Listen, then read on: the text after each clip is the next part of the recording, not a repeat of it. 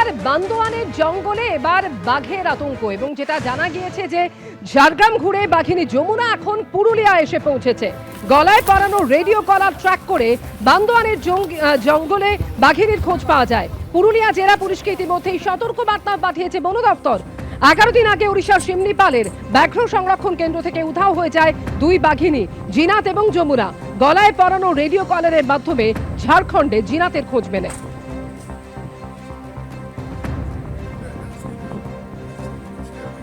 বাঘিনীর আতঙ্ক এবার বান্দোয়ানে।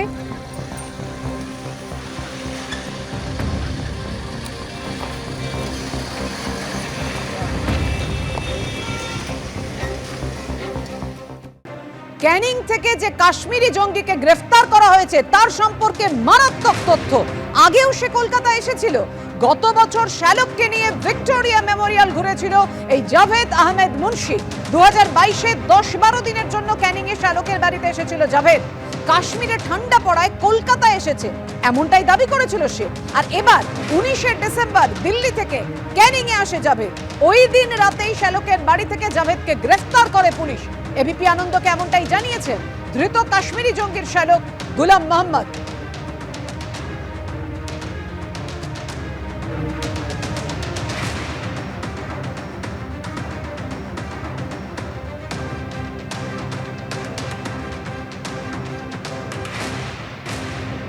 জাভেদ মুন্সি তেহরিকে মুজাহিদিনের যে সদস্য, আইডি তৈরিতে যে একেবারে দক্ষ, যে মারাত্মক তথ্য এই মুহূর্তে সামনে এসেছে যে আগেও সে কলকাতায় এসেছিল। এই ক্যানিং থেকে ধৃত কাশ্মীরি জঙ্গি গত বছর শ্যালককে নিয়ে এসে ভিক্টোরিয়াল মেমোরিয়াল ঘুরে যায়। 2022-এ 10-12 দিনের জন্য শ্যালকের বাড়িতে এসে থাকে। কাশ্মীরে ঠান্ডা পড়ায় কলকাতা এসেছে বলে দাবি করেছিল জাভেদ। আর এবার 19শে ডিসেম্বর দিল্লি থেকে ক্যানিং এ আসে জাভেদ। ওই দিন রাতেই শ্যালকের বাড়ি থেকে জাভেদকে গ্রেফতার করে পুলিশ। এবিপি আনন্দকে এমনটাই জানিয়েছেন ধৃত কাশ্মীরি জঙ্গির শ্যালক গুলাম মোহাম্মদ।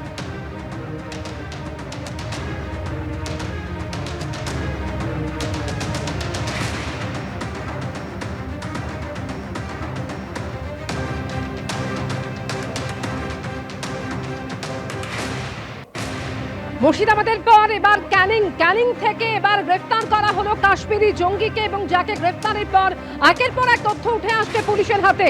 রাজ্য এবং জম্মু কাশ্মীর পুলিশের যৌথ অভিযানে গ্রেফতার করা হয় এই কাশ্মীরি জঙ্গিকে। ধৃত জাভেদ আহমেদ মুন্সি শ্রীনগরের বাসিন্দা বলে জানা গিয়েছে এবং তেহরিক উল মুজাহিদিনের সদস্য। ধৃত কাশ্মীরি জঙ্গি জাভেদ মুন্সি আইডি তৈরিতে পারদর্শী এবং তার বিরুদ্ধে খুন ও রাষ্ট্রদ্রোহিতার একাধিক মামলা রয়েছে। ধৃত কাশ্মীরি জঙ্গির 21শে ডিসেম্বর পর্যন্ত ট্রানজিট রিমান্ড। কবে থেকে এখানে এসেছিল? ও 19 তারিখে এসেছিল, 19 তারিখে ধরে গেছে। ওর বিরুদ্ধে অভিযোগটা কি বলেছে পুলিশ? বলছে যে কি লিঙ্ক আছে, আগেকার লিঙ্ক আছে এটাই। ও আপনাদের কোনোদিনও বলেছে এইগুলোর মধ্যে আছে বা কিছু? না না না, কিছু বলাই না। তো পাকিস্তানে বা নেপালে বা বাংলাদেশে কেন গিয়েছিল? বাংলাদেশ কোথায়? ও দিল্লি থেকে টিকা কাটে, ও 19 তারিখে ও এখানে এসেছে দিল্লি থেকে।